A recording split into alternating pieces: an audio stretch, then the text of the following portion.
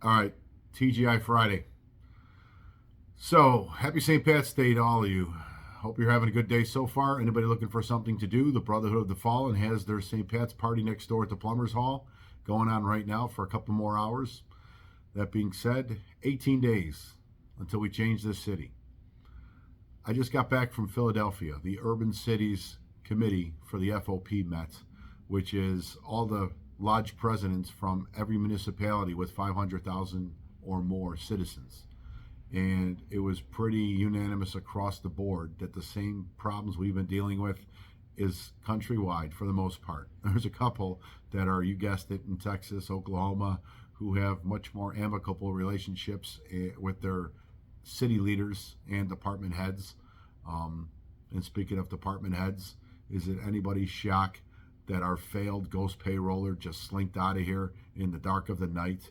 If he was really proud of his record, he would have requested a send-off and stood by his record. But that just goes to show you, he knew he was a failure. That's why he hid in the middle of the night and ducked out of town. Good riddance. But onward we go. You know, I can tell you when it comes to the Urban Cities Conference and the Major City Conference coming up, everybody understands what we've been doing. They've taken notice. Everybody in that room yesterday knew that Lori Lightfoot was on her way out and that our endorsed candidate has the lead and should likely become our next mayor. It hasn't gone unnoticed. And I've always said that is the way out of this nightmare. Politics and politicians have ruined this profession, and that is the only way we are going to change it, is by taking back the political seats from the people who don't understand the importance of this profession and the men and women who risk their life every day to do it. Speaking of risking a life, there is a fund set up at the Chicago Patrolmen's Credit Union on behalf of Andres Vasquez Lasso's family.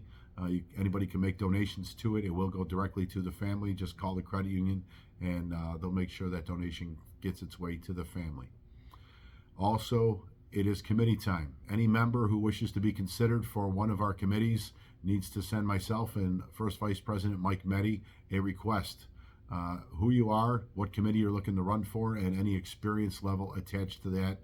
We're going to be looking to change some names again, like we did 3 years ago, add some new and fresh voices and faces, and try and get younger officers engaged in union politics. With that being said, I'll be in touch. Have a safe weekend, everybody, and see you next Friday.